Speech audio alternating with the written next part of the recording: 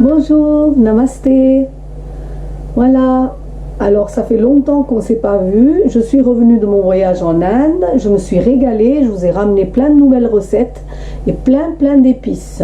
Alors aujourd'hui, je vais partager avec vous la recette du chou-fleur parce que c'est un légume de saison. C'est un légume d'hiver, d'automne d'hiver. Et il y a beaucoup de gens qui n'aiment pas le chou-fleur ou qui ont une ou deux recettes pour manger le chou-fleur. Et bien moi, je vais vous partager avec vous une de mes recettes favoris du chou-fleur. Donc c'est un chou-fleur à l'ail, sucré-salé, délicieux. Et vous allez voir que de cette méthode de manger du chou-fleur, vous n'allez pas en revenir et vous allez en faire très souvent. Le chou-fleur, c'est un apport en potassium et il apporte énormément de choses, donc il faut en manger. Il purge aussi le corps, donc il est très bon pour le corps. Alors voilà, je vais partager cette recette avec vous aujourd'hui. J'espère que vous allez vous régaler.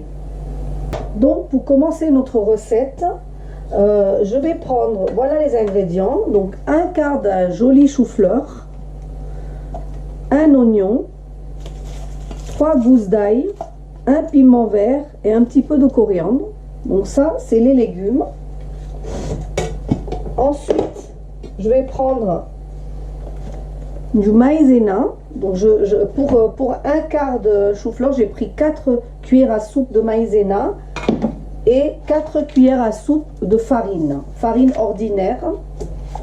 Voilà, je vais prendre du sel, du ketchup, du miel, du sauce soja clair et l'huile pour friture et l'huile pour cuisson. Donc je vais allumer le feu. Préalablement, j'ai chauffé de l'eau, j'ai mis du sel dedans et j'ai blanchi mes choux-fleurs. Alors je les ai blanchis 2 minutes, ensuite je les ai essorés et je les ai laissés refroidir. Donc ils sont croquants et ils sont pas du tout, vous voyez, ils sont cuits mais ils sont pas du tout écrasantes, quoi. Ils sont encore durs. Voilà, il faut cette consistance pour avoir votre recette. Donc là, je vais enlever ça et je vais mettre un bain de friture ici. Là, je vais prendre la farine, le maïzena et le sel. Je vais mélanger de l'eau et je vais faire une pâte. Donc une fois que j'ai dilué la farine, le maïzena et le sel, ça me fait une pâte très onctueuse, pas très liquide mais pas très épais non plus, hein, la consistance à peu près d'une pâte à crêpes. Et là je teste mon huile, vous voyez, donc l'huile remonte, donc ça veut dire que mon chou-fleur, mon huile est chaude. Donc là je vais tremper correctement mon chou-fleur et je vais le plonger dans l'huile. C'est vrai que c'est une recette avec de la friture, mais je peux vous assurer que c'est pas tous les jours qu'on en mange. Et c'est tellement bon qu'on peut faire une exception une fois.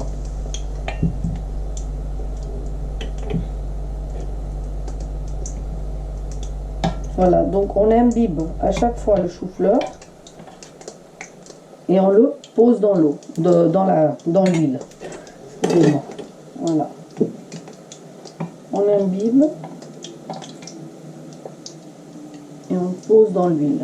Hein. N'oubliez pas, je ne l'ai pas fait plus épais que ça parce que j'ai pas envie d'avoir un chou-fleur farineux. L'idée c'est de bien imbiber le chou-fleur pour qu'il y ait une croûte qui se forme dessus, mais pas du tout de faire un beignet. Voilà, donc là je vais faire ça avec tous mes morceaux de chou-fleur jusqu'à ce qu'ils soient bien dorés, bien croustillants.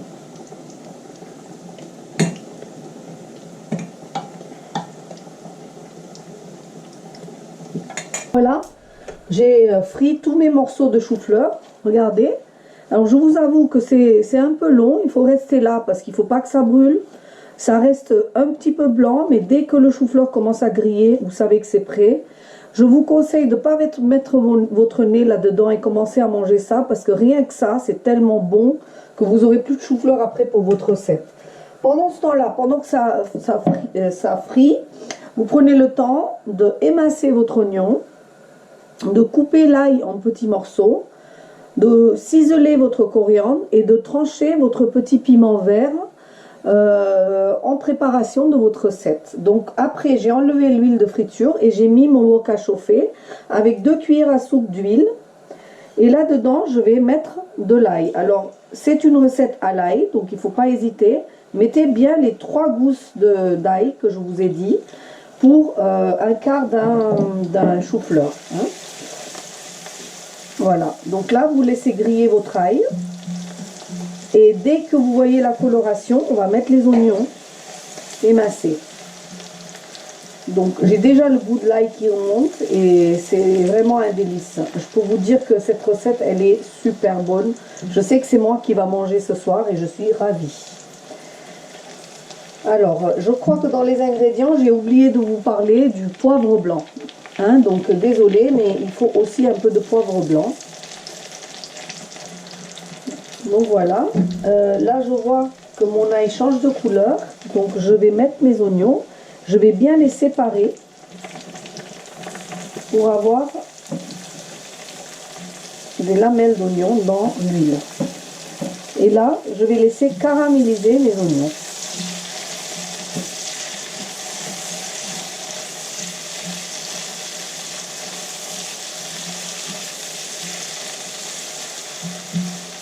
Voilà, vous armez de patience. Si votre wok est très chaud et votre huile est chaude, ça va aller très vite. Donc là, vous laissez caraméliser vos oignons. Vous voyez là que les oignons ont pris de la couleur et que l'ail est joli aussi, doré. Là, à ce moment-là, je vais mettre mon piment ciselé. Donc ce plat est sucré, salé, aillé et un petit peu relevé. Donc il faut tous ces goûts réunis pour faire ce plat. Donc dans la recette authentique, on met du piment rouge, mais moi j'ai mis juste un piment vert. Et si vous supportez vraiment pas le piquant, vous pouvez enlever les graines à l'intérieur et juste mettre l'écorce du piment. Voilà. Donc vous voyez là, ici, hein, vous avez cette jolie couleur dorée. À ce moment-là, vous allez prendre votre sauce soja. Vous allez prendre une cuillère à soupe. Et je parle toujours pour un quart d'un chou-fleur. Vous allez mettre 3 cuillères à soupe de soja clair. Vous allez mettre un petit peu de poivre. Vous allez mettre 2 cuillères à soupe de ketchup.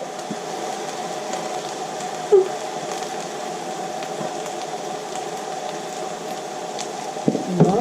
Et vous allez mettre une demi-cuillère à soupe de miel. Donc, je vais laisser descendre le miel. Pendant ce temps-là, je vais touiller. Voilà. Et là maintenant, je vais baisser un peu le feu. Parce que le travail du cuisson croquant du wok est fini. Donc je peux baisser l'huile, le feu. Et là, une demi-cuillère à soupe de miel. Vous mélangez bien, vous laissez prendre.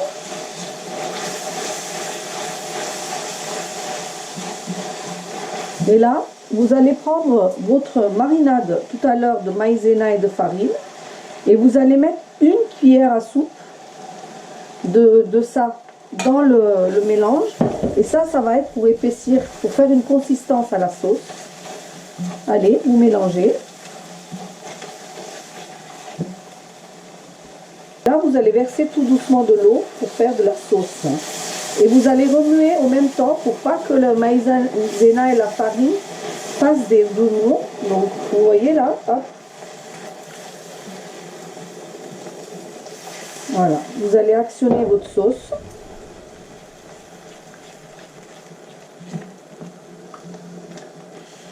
Donc là, l'eau l'a calmée. Vous allez prendre un petit peu de cette sauce que vous goûtez.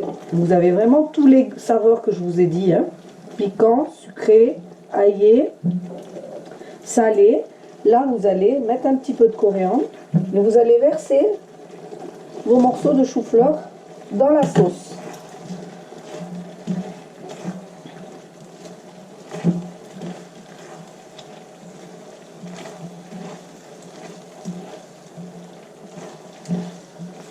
Vous allez laisser enrober, vous allez enrober les morceaux croustillants de chou-fleur dans cette sauce. Alors cette chose-là, vous allez le faire juste avant de manger. C'est-à-dire que si vous avez des invités, vous cuisinez votre chou-fleur, vous les faites vos beignets ou votre friture, vous les mettez de côté, vous préparez votre sauce dans votre wok et au moment de servir, vous allez chauffer votre sauce, vous allez mettre un peu d'eau pour le liquéfier de nouveau parce que le maïzena va figer votre sauce.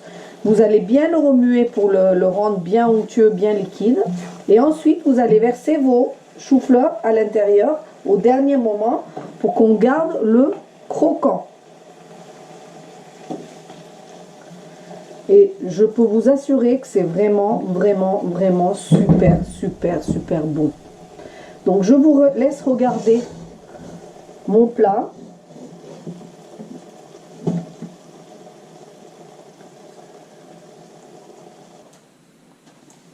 Voilà, donc notre recette est terminée.